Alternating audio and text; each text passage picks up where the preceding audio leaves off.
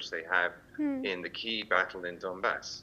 All right. Well, thank you for sharing that information with us. I request you to stay on, Ben. We have some news coming out from Belarus, which has now pardoned 31 Ukrainian nationals as part of a new accord reached between President Alexander Lukashenko and US President Donald Trump. This move is being seen as a significant confidence-building step at a time when regional tensions remain high. According to the Belarusian officials, the agreement aims to reduce friction and open doors for broader negotiations involving the US, Belarus, and Ukraine. The pardoned individuals were detained on various charges, and their release is expected to support ongoing diplomatic efforts. The development marks a rare moment of cooperation amid the wider security crisis in Eastern Europe.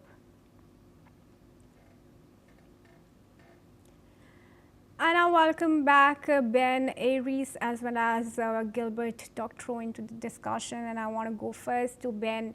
Ben, this seems to be a welcome move for Ukraine and some good news amidst claims of annexations of its territories by Russia. But what significance do you think it really holds now? I think it's very significant. I mean, it's a series of political prisoner releases that's been going on. I mean, if you go back to last summer, to August, there was that major Russian, Western, German exchange where they released a number of political prisoners, including a Wall Street Journal reporter. And there, Lukashenko is showing himself willing to cooperate with the West in these deals. But much more recently, just this autumn, Lukashenko has brokered a series of political prisoner releases directly with the White House. And Kellogg, the special envoy, was in Minsk, after which 14 prisoners were released, including the husband of Svetlana Tikhanovskaya, the presidential campaign who ran against Lukashenko in 2020 and started the whole protest movement. But that was followed by another release of 52 prisoners. And here we have 33 more.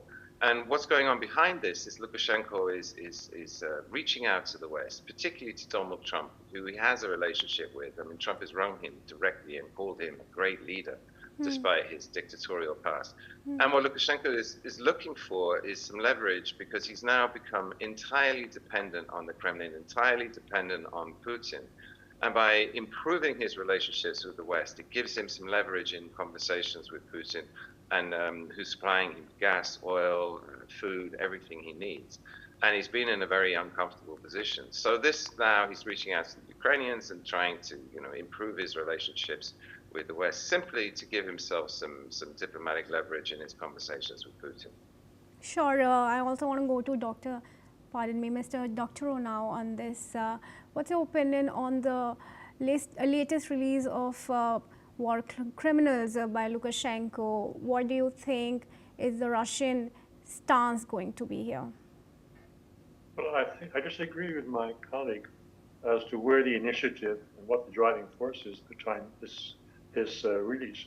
I don't think that Lukashenko is reaching out to Washington to have more leverage against Putin. I think that Donald Trump has reached out to Lukashenko in order to demonstrate that we and you can scale back the sanctions. We can go back to normalization. And this is a message to Mr. Putin via Lukashenko. Lukashenko has thrown in his lot completely with the Russians. And I don't think he was dancing from foot to foot. He was trying to extract various economic concessions from Mr. Putin going back more than a decade. And the relationship was rather testy. But as the last several years of this war have proceeded, Lukashenko has thrown in his lot with Russia. He has received very happily the Oreshnik. He has received very happily latest military hardware from Russia, and he needs that help. To say that he would distance himself from Moscow is to miss the point of what is on Mr. Lukashenko's mind. And it is not relations with Moscow. It is the question of relations with Lithuania and with Poland, who have been applying maximum pressure to his country to bring it to heel. He has refused. He has been very brave. And he has, in the last week, had an economic showdown with Lithuania over the closing of the frontier to truck traffic. He won that. he won that in part because he is strong and he has economic security coming from that tight relationship with Russia. In fact, we speak of them as allies. That is commonly the word that is used in major media, but that's dead wrong.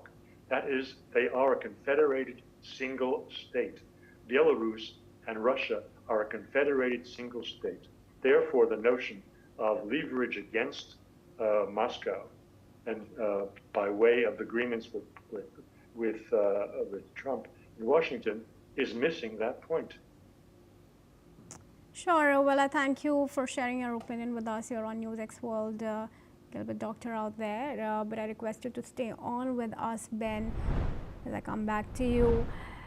But viewers, for now, let's tell you that a bipartisan group of U.S. lawmakers is moving to bypass House Speaker Mike Johnson and force on vote on tough new sanctions against Russia is concerned. Congressman Brian Fitzpatrick says lawmakers have formally notified the Speaker's office and are using a procedure that allows the bill to reach the floor without his approval, but only if 218 members sign on.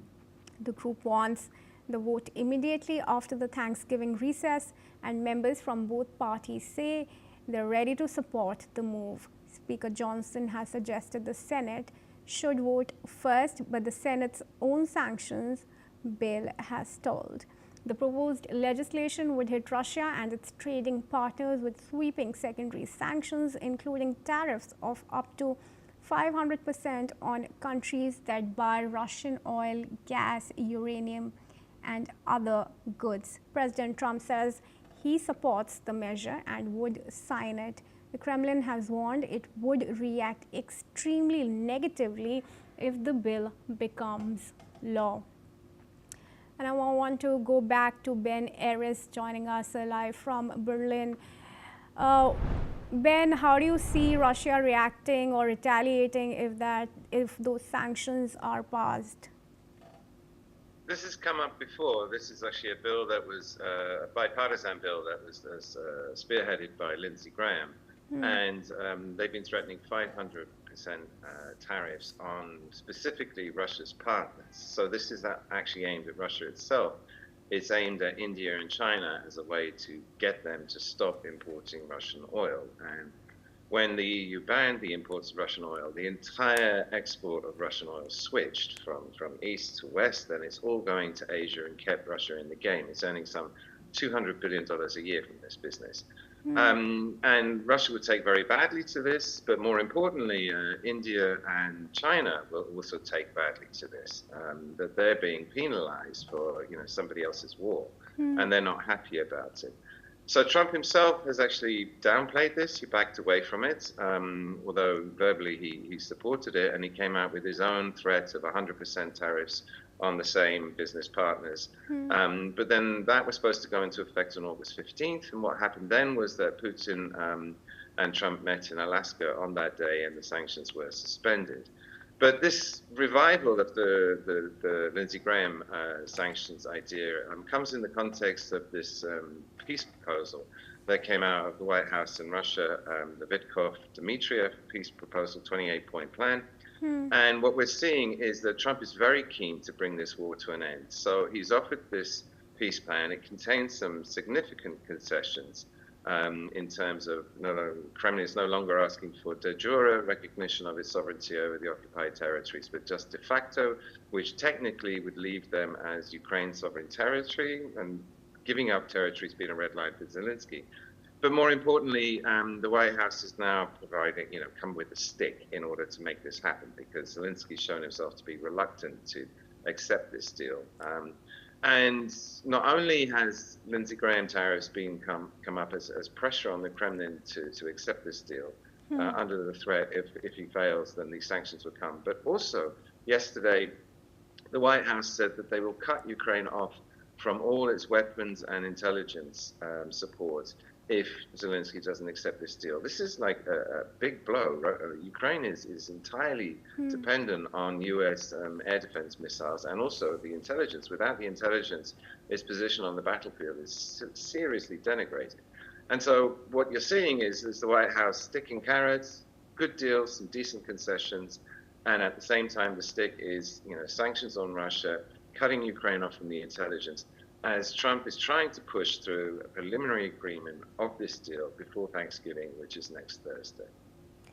Help us also understand the numbers here, Ben. Do you see the bill getting the support of the 280 lawmakers that's required for it to be passed? I'm not an expert on U.S. politics. I can tell you that the fatigue in the U.S. Is growing. Basically, the problem undermining this is that the confidence that Ukraine can come out of this war as a victory is basically zero, and increasingly it's seen as an unwinnable war. And so the resolve in Congress and the Senate in order to do something to bring it to an end is growing. Consequently, I think people are lining up behind what is a very extreme sanction package. A lot of people say it's unworkable. Nevertheless, the threat is become real in an effort, as I say, to pressure Putin into making concessions at the negotiating table. And the thing about Putin is, because he thinks he's winning the war, which, if you ask me, he is, he doesn't see the need to negotiate at all. He doesn't see the need to give any concessions away. And consequently, this is why the sanctions threats are becoming more and more extreme in order to push him into the corner where he has to give up something at the table and agree to finish the war. Well, that's right, and it's also evident with the fatigue that the Ukrainian forces now have. But I thank Ben for joining us and sharing his opinions here on NewsX World. And now, viewers, we shift our focus. The outcome